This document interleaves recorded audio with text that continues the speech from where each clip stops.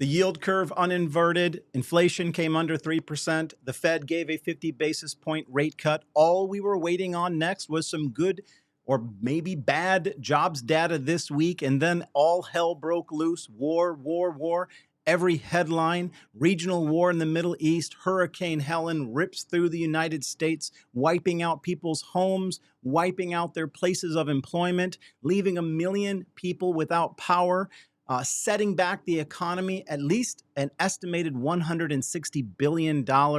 It's going to increase or cause the unemployment numbers to absolutely tick up. And that's just the beginning. So now we're not just dealing with some jobs data. We're dealing with these black swan events, which are going to impact the market. Now, taking all of that into consideration, it's absolutely shocking to me that we are barely 1.5% below all-time highs.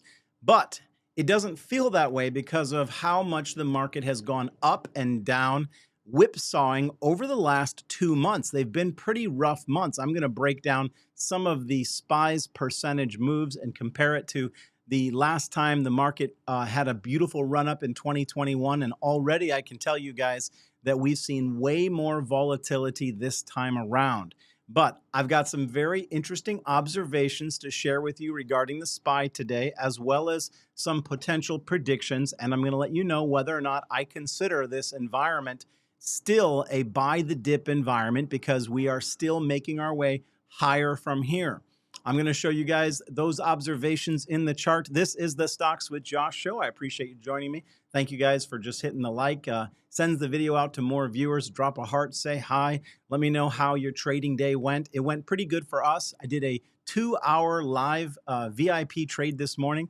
We caught some calls to the upside, teaching how to read structure and read the charts and make conservative entries. We played it perfectly, got confirmation, and rode the move up in the morning time. And then yesterday, our Eli Lilly play, the 3K to 10K challenge, had a beautiful pop today. And I had advised everybody 3 times when I was laying out the details of that trade to let the price come to you. I gave my entry price and I advised everybody, I said, don't FOMO.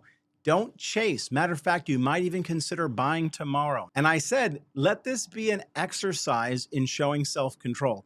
Conquer some of the emotions behind Wall Street. Use this not even as an opportunity to make money, but use this as a test to see if you can handle the FOMO and begin to put those emotions aside. Now, if you had heeded that advice, you would have actually gotten a significantly better price the following morning.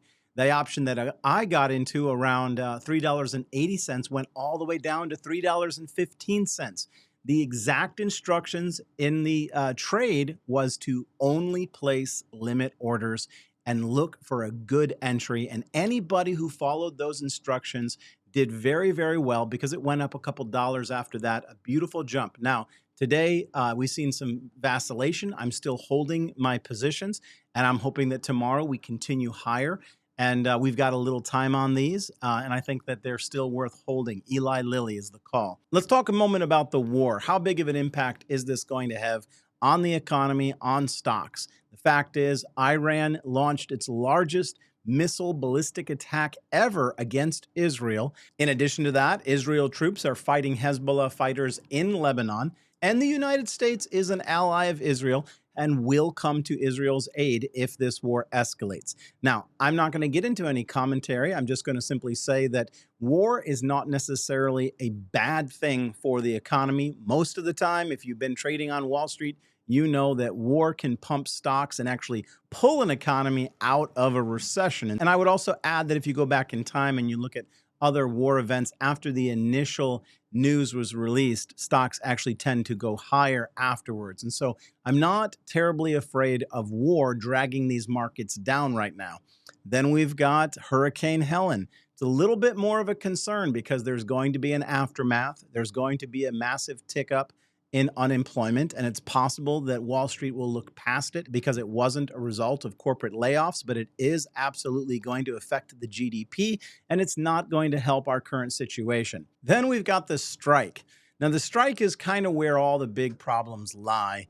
The strike workers are looking for a 50% pay increase, which might seem unreasonable, but their counterparts on the West Coast recently secured a new 6-year deal allocating a 32% price bump. And so more than likely they're starting with 50, but would absolutely settle with around a 30 to 32% win. It is estimated that this 1-week strike could cost the economy $5 billion a day. And if you put those numbers together with Hurricane Helen's costs, you're beginning to see that our GDP is going to come up short, and it's going to be a problem for stocks because this is money that companies are not making that has to be priced into Q3 and Q4 earnings. There's also a big problem with the geographical area where Hurricane Helen hit. There's a quartz mine in that area, which is essential to NVIDIA chip production, and that could become a problem with their supply chain and production in the days ahead. And so we don't have the full cost to these events.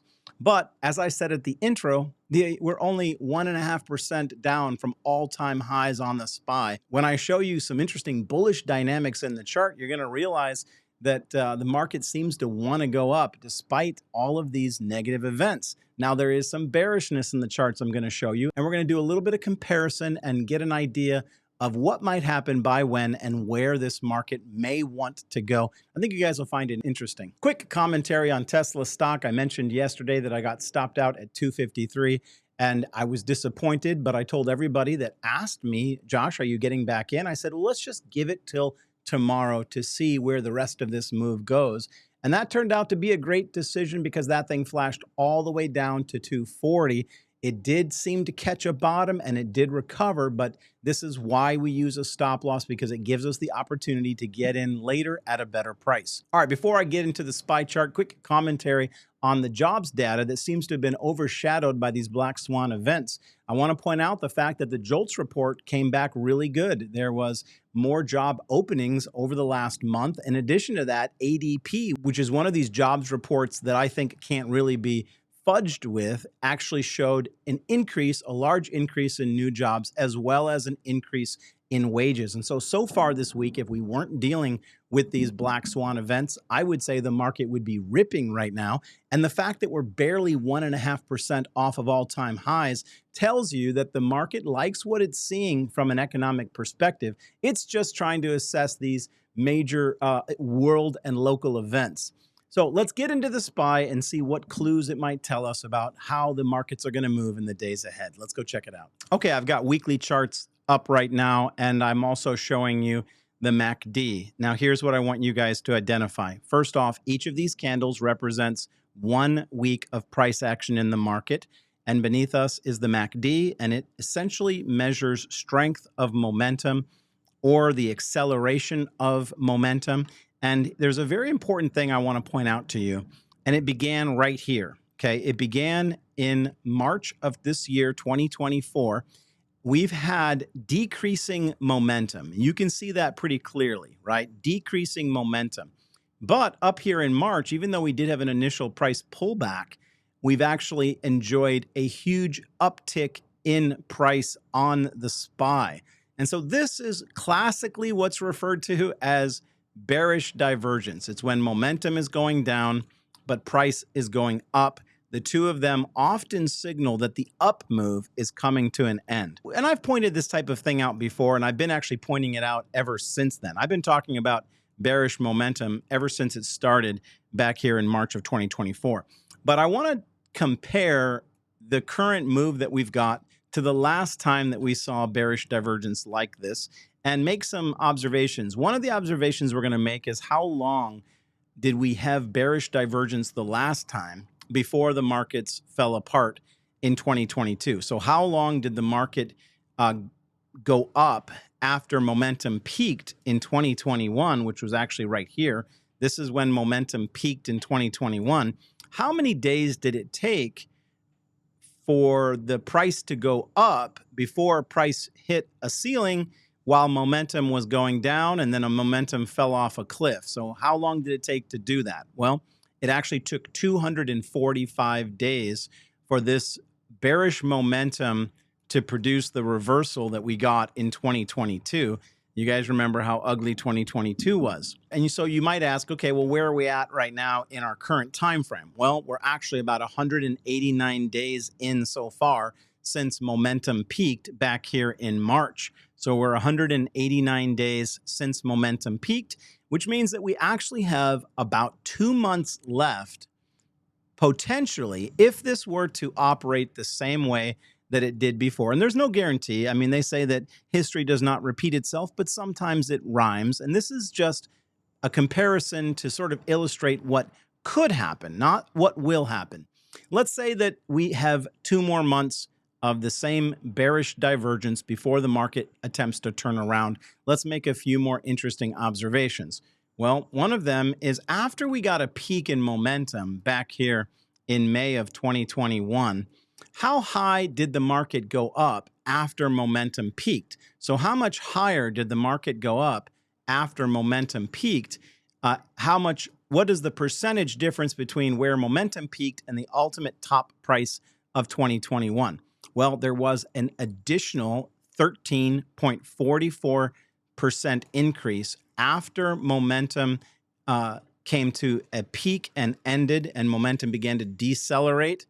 There was an additional 13.44% increase in the SPY after. Okay, that's pretty interesting. Well, where are we at right now?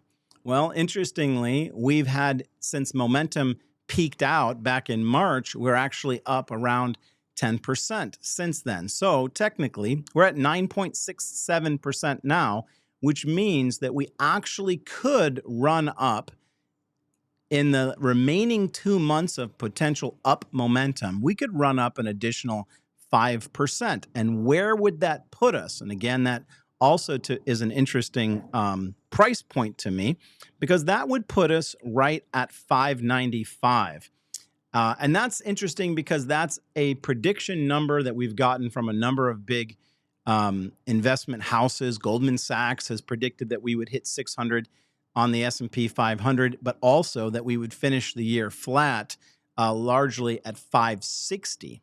Okay, so the way that this is playing out is very interesting. We essentially have 2 more months to potentially run up, hit this 595, and then we've got about a month left in the year to have a pretty hard pullback, possibly back to this 560 that Goldman Sachs is seeing. And more or less, one of the things I wanted you to take from it is that the blow off top scenario, the candles that we're looking for, could potentially be an additional 5% pop from where we're at.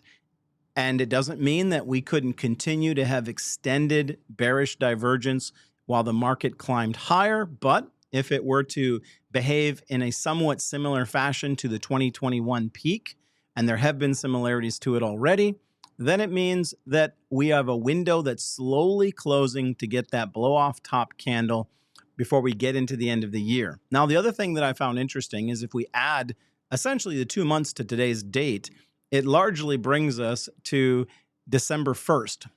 We're going to get the election results on November 5th. So after the election results, we could potentially find that blow-off top in the month of November, and only for that to begin to fade into the end of the year. So recapping, we have significant bearish divergence right now. We have a timeline of the market potentially peaking out between now and November, the end of November, the beginning of December. We would be in a very similar environment to what we had experienced in 2021, and we'd have a very similar percentage point to what we experienced in 2021. Will it happen exactly like that? Nobody knows. I just thought these were interesting observations. There's one more observation on the chart that I want to show you guys that to me is actually pointing to an extremely bullish situation that we're sitting in right now. And all of this, the information I just gave you and what I'm about to show you, leads me to believe that the market still has a blow-off top in it. And even though we're facing these Armageddon black swan moments, potential for bad data coming with higher unemployment due to Hurricane Helen and whatever other aftermath may result from the strikes, the fact is I think this market's still got some power in the thrusters to push it higher. So let me show you this last bullish dynamic of the SPY. So as I said a moment ago, I think that a realistic target for a blow-off top would be around this 595. And what I really wanted to highlight to you is these monthly candles. Now we're looking at monthly candles. Each of these candles represent an entire month in the market. Now these monthly candles show incredible buying strength on a dip. So the dips on the SPY are absolutely getting bought up and gobbled up. And this 2-month candle really reflects the exact same thing. So the market dipped. The following month, it got bought up. This month, the market dipped within the month, but it closed higher. The following month, it dipped again, closed higher. So what do you think will happen right now? If we dip at the beginning of October, even if we continue to have a rough couple weeks, will the month of October end higher? I think so. I think so. So I think that we could easily come down still in the month of October. And I think that we could easily come down as low as 560, 562. But I'm going to tell you that until this pattern breaks, I think that we're still in a buy the dip market. And I think you're going to see more profit taking at the middle to end of November after we've come up and gotten very close to the $600 price, the 595 mark on my chart. These candles are extremely bullish and they can't be ignored because they will have follow through. What does all this mean? Well, there's a couple things it means. One, if you take a look at the MACD on a lot of your favorite big tech stocks, even though we're seeing some powerful moves to the downside, and it might be tempting to short them because you believe that the recession is right around the corner, you could be setting yourself up for a massive pain squeeze on that trade because the market is not ready to go down. And so it means that if you're going to trade the trend, which is my first discipline, which is to trade the trend is clearly up. I just showed that to you in the SPY, including all of big tech, which means that every single time big tech has dipped over the last 2 months, it was a buyable event. I don't think that's over just yet. So the takeaway is don't get too bearish too soon. Don't load up on inverse ETFs because this market is still climbing, even if we see trouble in the next 2 weeks. Here, the first half of October, historically, it's a pretty choppy month with pullback in it, but I'm going to call it again as a buy the dip month because I think that between the end of October and the middle of November, I think we're going to still see a 600 or slightly below 600 SPY. That's my prediction. Let's see what happens. I wanted to get this out there. Let me know if you've got any questions or if you think I'm wrong. I'd love to hear it. If you think I'm right, then throw a heart in the comments, hit the like, and hit the subscribe if you want to get the next video. I'm going to wrap it up there, guys. I also want to remind you, I'm going to be in Maryville, Indiana at Larry Jones' Music and Money event where him, myself, and Chris Sain are going to be speaking with incredible music to boot. Make sure you get your seat in advance. It's right around the corner. Also, I'm going to be live trading again in the Stocks with Josh Discord this Friday. Come and join us. Trade with me, learn to chart, and trade with my crowned traders. There's a ton of great information in the Stocks with Josh Discord. Don't miss out on it. Peace and blessings. Take care.